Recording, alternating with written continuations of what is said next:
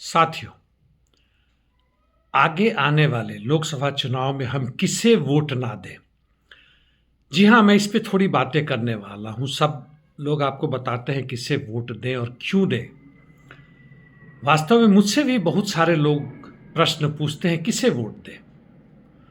आपको पता है, मैं चुनाव से चुनाव तक की राजनीति में ज़्यादा विश्वास नहीं करता हूँ। जी हाँ, मौका मिले ज़रूर जाता हूँ। कई अपने साथियों के लिए प्रचार भी किया है, लेकिन बताता हूं कि चुनाव से चुनाव तक की राजनीति में, यानी चुनावी प्रक्रिया में, यानी लोकसभा हो विधानसभा हो, उसकी राजनीति में उसका उसकी सीमाएं कहां तक है। जहां तक आज की व्यवस्था है उसमें कोई खास परिवर्तन नहीं होगा। हो सकता है जैसे अभी के समय में आपको यह लगता है कि आपके खिलाफ बहुत बुरा बर्ताव हो रहा है, महंगाई बहुत तेजी से बढ़ा है, आंकड़ों का पता ही नहीं चलता है कितने बेरोजगार हैं, जो कि आसपास से साफ नजर आता है कि बेरोजगारी भयानक रूप से बढ़ा है। आपके बच्चों के लिए शिक्षा आपसे दूर होता जा रहा है, स्वास्थ्य व्यवस्था खत्म होता जा रहा है। तो जिस तेजी से वो बढ़ा, हो सकता है उसका बढ़ने का जो अभी तक रूप था, तरीका था, वो शायद घट जाए, लेकिन वह जारी रहेगा।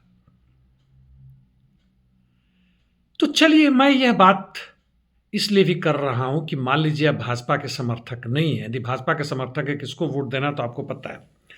यदि समर्थक नहीं है तो निश्चित रूप से INDIA को वैसे उम्मीदवार को देना चाहेंगे जो भाजपा के उम्मीदवार को हरा सके।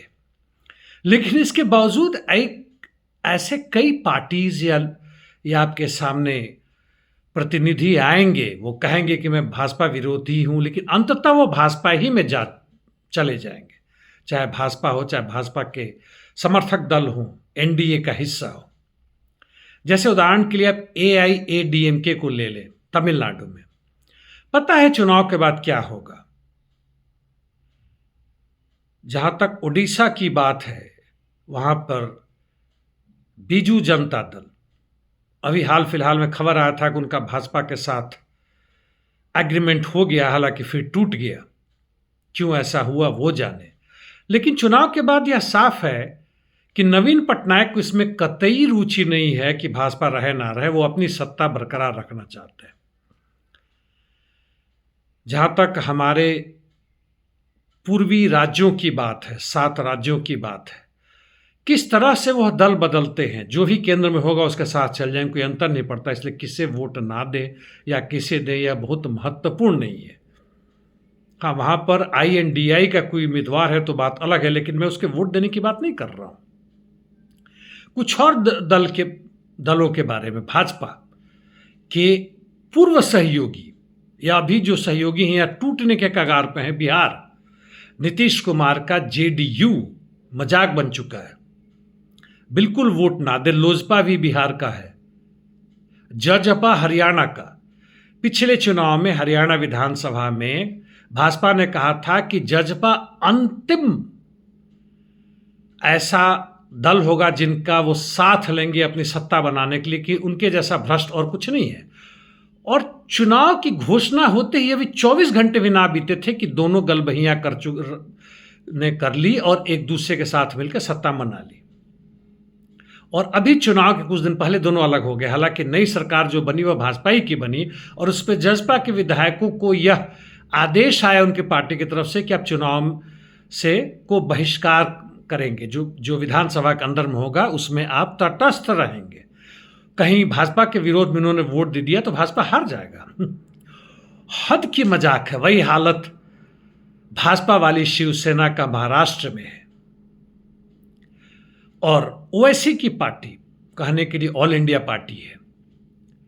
वो उसकी पूरी कोशिश होती है कि वैसी जगह खड़ा करे जो भाजपा विरोधी प्रतिनिधि के जीतने में बाधक बने, यानी भाजपा के सहयोगी जीत जाए। पिछले चुनाव में उन्होंने बिहार में ऐसा किया। वो साथ में नहीं मिलेंगे।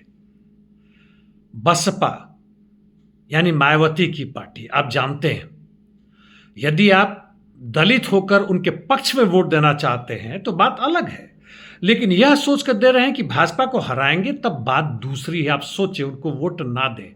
दिल्ली में आम आदमी पार्टी, चूंकि उनके अभी कई नेता उप मुख्यमंत्री से के मुख्यमंत्री तक जेल में हैं, तो आपको बहुत सहानुभूति हो सकती है, लेकिन वैचारिक रूप से भाजपा के बहुत करीब है वो, और संगठनात्मक और राजनीतिक तरीके से कांग्रेस के धूर विरोधी हैं, क्योंकि कांग्रेस की जगह उन्होंने लेने की पूरी कोशिश की और दिल्ली में सफलता के बाद से पंजाब में भी सफल हुए। मैं इस तरह की राजनीति की बातें ना करता हूं, ना प्रचार करता हूं, लेकिन और मैं इतना बता दूं कि मेरी समझ है कि जहां तक क्रांति की बात है, चाहे वो समाजवादी क्रांति हो, जनवादी क्रांति हो, नौजनवादी क्रांति हो, या सर्वहारा वर्ग के नेतृत्व में मजदूर वर्ग की क्रांति हो, जिसकी भी क्रांति हो, उनके सहयोगियों के साथ, किसानों के साथ और दूसरों के साथ हो, उसके बिना पूंजीवाद का कोई नुकसान नहीं कर सकते। मान लीजिए आप खेल खेलते हैं सांप सीढ़ी का, आप 0, 1, 2, 7 से शुरू करके 97, 98 पहुंचते हैं, और 99 पहुंचने के पहले 100 पहुंचने के बाद ही सांप खांसता है तो वापस 7 में आ जाते हैं, लेकिन फिर भी आपकी उम्मीद बनी रहती है कि शायद आप दोबारा जीत जाए। 50-100 बार खेलने के बाद से यदि विपक्षी ना जीत गया तो आपकी जीतने की संभावना होती है।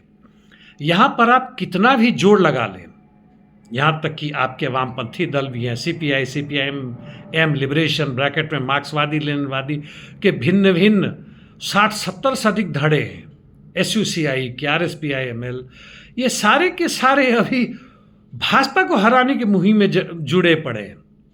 1% से 2% तक भी इनकी औकात नहीं बनती है। यह अब राष्ट्रीय दल भी नहीं रह गए और फिर भी उसी में लगे पड़े हैं। बेशर्मीपन की हद है। लेकिन इनके साथ आप इनको वोट दें या इनके विरोध करें, लेकिन इस उम्मीद में कि आप समाजवाद की तरफ बढ़ रहे हैं, जो हमारे संविधान में आ चुका है, एक धर्मनिरपेक्ष राष्ट्र की तरफ से समाज की तरफ बढ़ रहे हैं, या एक संघीय राज्य की तरफ बढ़ रहे हैं, एक प्रजातांत्रिक देश की तरफ, समाज की तरफ बढ़ रहे हैं, तो आपका भ्रम है। सांप सीढ़ी में आप भले ही जीते अनेक प्रयासों के बाद, यहाँ पे चुनाव के द्वारा आप समाजवाद की तरफ एक कदम भी नहीं बढ़ेंगे, जब तक कि आप मजदूर वर्ग के साथ जुड़कर उनकी एकता को लेकर वर्गीय क्रांति, वर्गीय संघर्ष द्वारा यदि नहीं करते हैं तो नहीं सफल होंगे। खैर, मर्जी आपकी दोस्तों। यहाँ तक सुना आपने, उसके लिए धन्यवाद। हाँ, याद रखें, किसे वोट ना दें, और यदि ना दें तो अब क्या करें, किसे वोट दें, इस पर मेरा कोई खास राय नहीं है। यदि अंततः मुझे आप दबा देते हैं, गले में फंदा फंसा देते, तो मैं कहूँगा यदि जाना ही है तो जाओ, अपने मन की बात पूरी करो, नोटा की वोट दो। हाँ, यह बात भूल जाएं कि आपका वोट बहुमूल्य है। अधिक से अधिक आपको 400-500 रुपये मिलेंगे, या पौए या आधा बोतल दारू भी मिल जाएगा, बिहार और गुजरात में मिल जाएगा शराबबंदी के बाद। धन्यवाद।